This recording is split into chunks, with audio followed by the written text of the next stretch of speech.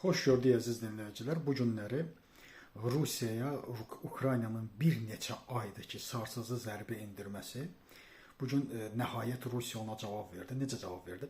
48 ballistik raket atmaqla, müxtəlif raket atmaqla 600 ədəd də dronla Kiyevə hücum etdi və 4 nəfəri öldürdü. Kimdir bu 4 nəfər? Xəstəxanada işləyən həkim və yaxud medsestra. Yəni Rusiyanın cavabı bu formada oldu.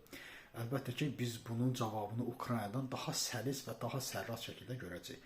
İkinci isə maraqlı tərəflərdən və maraqlı bizim regionumuz üçün situasiyalardan biri ondan ibarətdir ki, Lavrov bildirib ki, İrana yenidən zərbə vuracaqlar. İran yenidən zərbə gözlənir.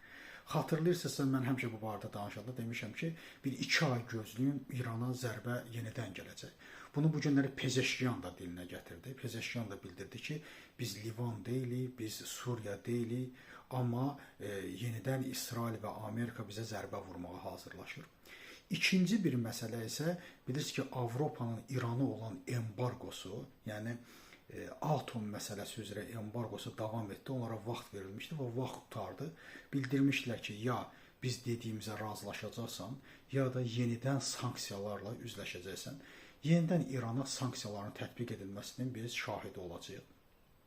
Yəni deməyim budur ki, İranda davam edən Sepah sistemi, İranda davam edən ali dini liderin və o mühafizəkar blokun apardığı siyasət İranı cəhənnəmə doğru sürükləyir. Bir dəfə də bildirmişdi ki, İranla müharibə bitmədi. 12 günlük zərbə heyvanı yaralayıb, onu qan itirməyə buraxmaq kimi bir məsələ idi.